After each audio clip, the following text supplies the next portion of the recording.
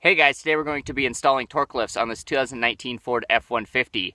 It should be similar for about a 2016 through 2020, and the only tools you should need today are going to be a socket and a 1/2 inch and a 3/4 inch socket for that. Everything else should come with your Torklift tie downs. So what will come with your Torklifts is going to be 4 pieces that attach directly to the frame of your truck, 4 pieces that will attach into that piece that will actually attach to your camper, and then all of your nuts and bolts. So that should be all you need to get started. So let's go. Okay, so we're going to start on the front end here. This is on the passenger side. So you're going to want to go straight down below where the bed of the truck starts. And so you're going to be underneath here. And as you can see here, we already have her installed. I'll show you what I did though. So this is the piece that we're going to be installing here. This whole piece, and it goes all the way up to there. And then show you on this side there. And then it'll be underneath here as well. There's an arm that goes there. So the fun part was trying to get these bolts in, because they have to go in the frame actually.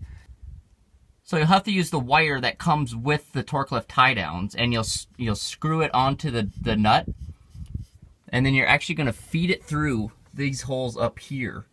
So this one, and I believe this one up here, and this one I all fed through this hole over here. So now this one down here actually fed through the big hole right there.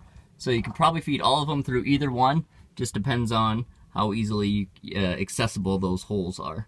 So what you're going to want to do now is, so for pretty much all of these nuts, this one, that one, and that one up there, you're going to want to have the nut on, and then you're going to have a washer on it, and then you're going to have the washer with the grips on it. And make sure the grips are pointing inwards, because that's going to have to grip the frame, because you won't be able to get a wrench back there to tighten these down. So once you have those 3 things on the nut, or 2 things on the nut, that's when you're going to screw your wire on. And you'll feed the wire through here, and it'll pop out through here. So you'll pull it out, and that's the fun part, is trying to keep this nut from falling back in until you can put these on. So what I did is I put the nut and everything back on it so it wouldn't fall back through until you had all of them ready to go. And the only one that's different is going to be this one right here. So this one has a block on it. So this actually has a bigger hole than what these ones do. So these are just the hole the size of the bolt. This one's actually a little bigger, because I think some trucks are a little different. So it'll be the same thing on the back side, but this one has the block plate on the front. So you're going to have to put the block plate on after you put this on. So my trick was, once you get all these bolts on, you're going to have to unscrew all the bolts, so the nuts are just going to be hanging there. And if you could have some help, you'll have somebody hold these from behind, and then once you get this kind of on it, you're going to have to like let the weight kind of hold down so the bolts are pointing downward. Therefore, it's kind of holding the bolts in place. And that's when you're going to put your washer, and you're going to put a locking nut, and then you're going to put your actual nut on the outside. And then once you get all 3 of those on, then you can slowly tighten those down. Because if you drop these into the frame, you're pretty much going to have to get a magnet or something and feed it in one of these holes in order to fish it out, which is not going to be fun. So that's going to be that one. So these are your 3/4 inch nuts, and this one here is going to be your 1/2 inch nut. So once you get all those on, then you can do this one below here as well. And again, I fed it through that hole right there. That one's actually pretty simple because it's pointing downward, so the weight will pretty much hold the bolt in place. There's also going to be a plate that goes behind this, behind up here, just so to bring this out a little more, to make it more level with the frame, because the frame kind of has a dip right there. So make sure you put that, it should match the holes, so it should be easy to figure out which way it goes. Alright, so now we're on to the back here. So there's your spare tire. So right back in this area here, there's going to be 3 bolts in an L shape. There's 1, 2, and 3.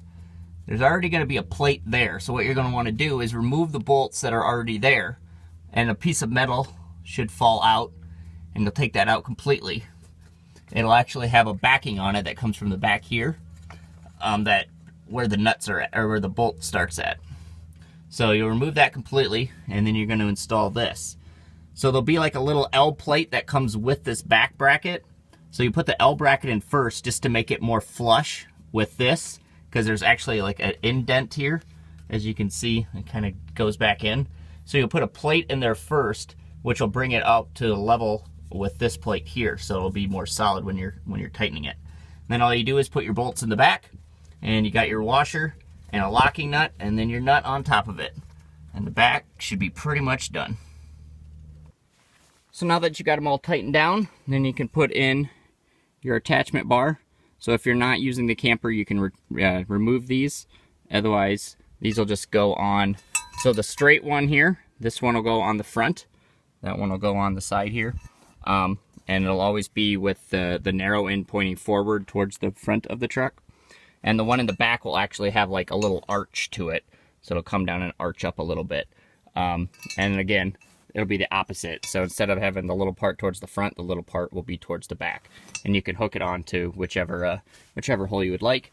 And then you got your pin here. Just make sure you put your pin in. I like to put the flap at the top, just in case it does come off. It'll still should hopefully hold on to there. But you can put it on either way that you want, and you should be good to go.